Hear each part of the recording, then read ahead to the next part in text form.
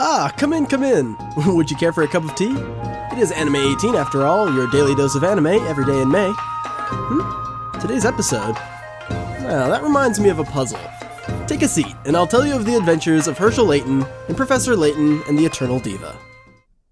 Now, I adore the Professor Layton series. It's currently a 6-part puzzle game franchise developed by Level 5 Studios for the original Nintendo DS and 3DS, with the spiritual successor Lady Layton already out. I vividly remember checking the official website every day before the first game came out. You know, when destination websites were a thing? Like when DVD menus were cool. Play the movie! Yeah, play! I was immediately struck by the unique and charming character designs, visuals, and setting. A fully fledged detective story starring a dapper English gentleman and his ward, with dozens of fun and creative brain teaser puzzles? Sign me up! There were collectibles, minigames, exploration, and clue hunting, but the coup de grace were the voice acting and jaw-dropping fully animated cutscenes animated by Japanese studio PA Works, who later released shows like Shirobako.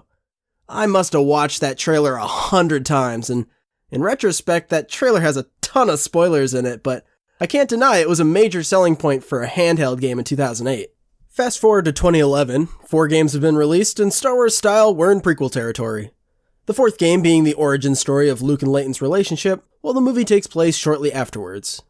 The prequels more or less have their own self-contained stories from the first 3 games, but introduce the professor's assistant and bodyguard, Emi Altava, and the cocky, energetic Constable Grotsky. These characters don't appear in the original trilogy, but it was a fun nod to see the modern-day characters make brief cameos in the Eternal Diva intro before jumping to a flashback. These stories always begin with famed archaeologist and detective Herschel Layton receiving a letter at his home in London, this time to attend the performance of an old student of Layton's at a lavish seaside opera house. This student, Janice, also claims to have met a young girl claiming to be her dead best friend Melina, as well as possessing eternal life. Never one to turn down a good head-scratcher, the good professor and his young apprentice attend the show, only to get wrapped up in a high-stakes elimination challenge with the rest of the ritzy audience members.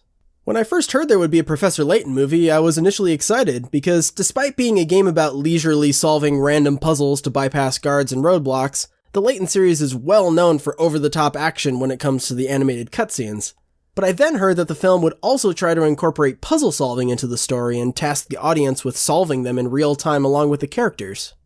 This idea seemed preposterous at first because how could they include solvable puzzles without taking an absurd amount of screen time to solve or include painfully easy Dora the Explorer-styled fourth-wall puzzle breaks?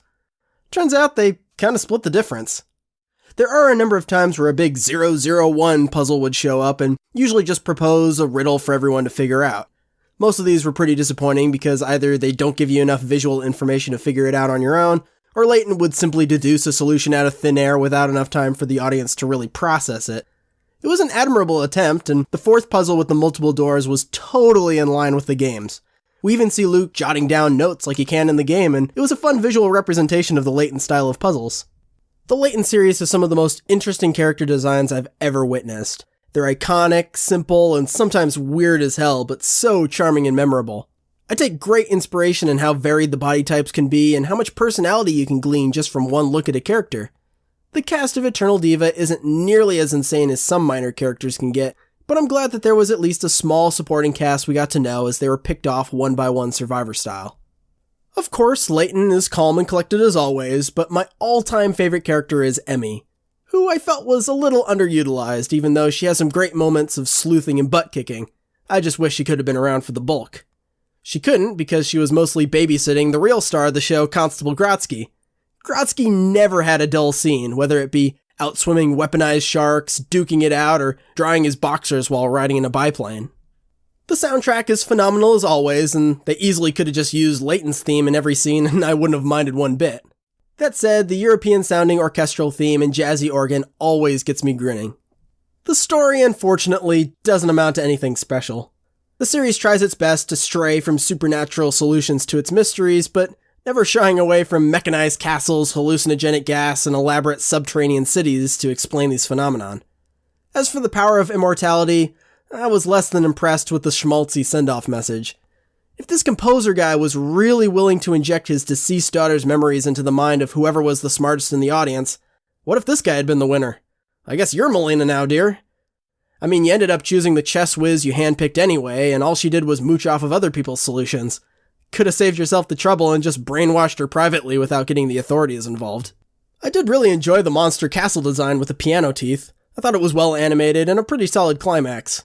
The main bad of the prequels, Descalais, reveals that he's behind the events and is loosely tied to his schemes in the games, but overall the film tells an unimportant side story in the grand scheme of things. In some ways, I'm glad the games don't require you to see the movie or play the iPhone games to get the whole picture. None of these new characters ever show up again, so it's easy to just skip it. It's not exactly the best way to introduce new people to the franchise either, because it starts midway into the prequels and isn't really the best showcase of the series' twists or action. Honestly, stripped of the 20 to 30 hours of puzzle breaks, most of the Layton games have fairly weak plots.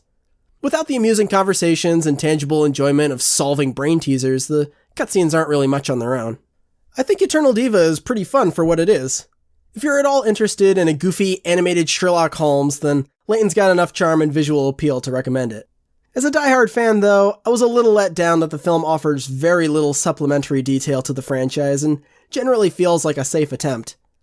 If another movie were to happen, I hope they would have the freedom to go buck wild with it and offer an experience that would feel unfit for the slow, choppy pace of a video game.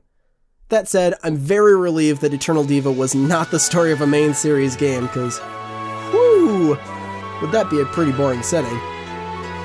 You see, every puzzle has a solution, my dear viewers, so join me again next time for another episode of Anime 18.